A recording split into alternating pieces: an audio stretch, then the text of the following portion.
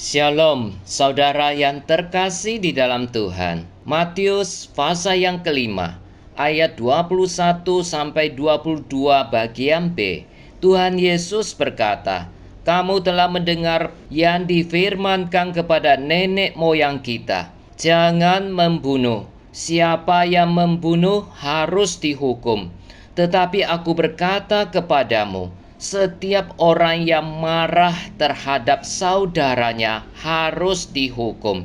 Saudara, kalimat "jangan membunuh" jelas berasal dari hukum Musa yang tertulis, hukum yang keenam dalam 10 hukum Allah. Dan kalimat selanjutnya memang juga adalah sesuai dengan ajaran Perjanjian Lama, bahwa orang yang membunuh harus dihukum. Tetapi yang menjadi masalah di sini pertama-tama adalah bahwa dengan menyatukan kedua kalimat ini, para ahli Taurat dan orang Farisi telah mengurangi makna dari hukuman keenam kepada kesalahan yang hanya diperhitungkan secara tindakan saja. Kedua, makna hukum keenam dikurangi dalam arti bahwa orang yang melakukan tindakan pembunuhan akan dihukum. Artinya, dia akan berhadapan dengan sanksi pengadilan negara yang berlaku. Tapi tidak dikatakan bahwa membunuh akan mendatangkan konsekuensi dari pihak Allah. Pemahaman seperti itu difokuskan hanya pada tindakan saja. Jadi jika orang tidak sampai melakukan tindakan membunuh, dia boleh berkata kepada dirinya sendiri, "Saya tidak berdosa, saya telah memenuhi hukum Taurat." Tetapi saudara, itu tidak benar. Ajaran mereka tidak lagi menyatakan maksud dan tujuan semula Allah, tetapi telah diformulasikan sedemikian rupa hingga tidak lagi merupakan hukum Allah, tetapi hukum mereka sendiri. Hukum tidak boleh ditekankan hanya pada huruf-huruf dalam kalimat saja. Memang dikatakan, "Jangan membunuh." Tapi itu tidak sama dengan kalimat, "Jangan engkau melakukan tindakan membunuh." Tuhan menjelaskan bahwa isi dari hukum ini mencakup juga yang bukan dalam bentuk tindakan nyata. Tuhan Yesus mengatakan bahwa orang yang marah kepada orang lain dalam hatinya telah melanggar hukum ini, hukum yang sama, meskipun dia belum melakukan tindakan pembunuhan. Marah, kebencian, rasa tidak senang yang terpendam terhadap saudara atau orang lain adalah dosa yang sama dengan membunuh dalam ukuran iman.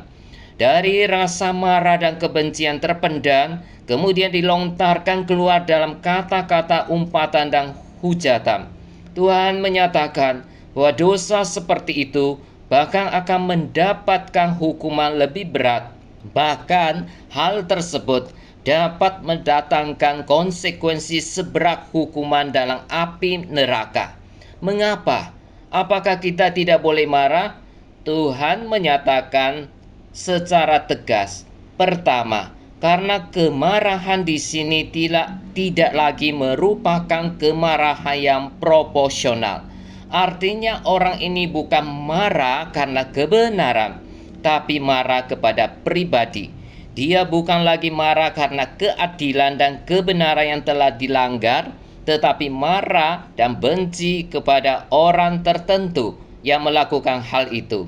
Kedua, karena dia bukan saja merasakan kemarahan dan kebencian dalam hati, tetapi kini sudah tertuang dalam wujud tindakan yang lebih nyata, yaitu dengan melontarkan kata-kata yang merendahkan nilai diri orang lain.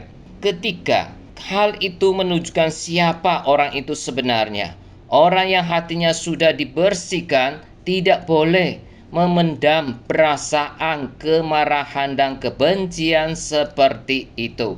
Orang Kristen adalah orang yang hatinya sudah dibersihkan, dibaharui. Orang yang semakin suci hatinya, dia akan semakin marah dan benci terhadap dosa, tetapi bukan kepada pribadi yang melakukan. Lebih jauh lagi, orang tidak mungkin bisa datang beribadah, memohon pengampunan kepada Allah dengan kondisi hati seperti itu.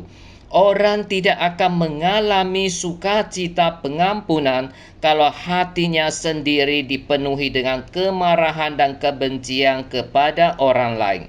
Saudara, keseriusan masalah ini ditegaskan Tuhan bahwa ini harus segera diselesaikan, karena hal ini hanya akan menghilangkan sukacita dan damai sejahtera yang sejati. Ini tidak boleh terus-menerus terjadi dalam kehidupan orang Kristen yang sejati. Dan inilah makna yang sesungguhnya dari ajaran hukum keenam. Kiranya Tuhan Yesus memberkati saudara sekalian. Amin.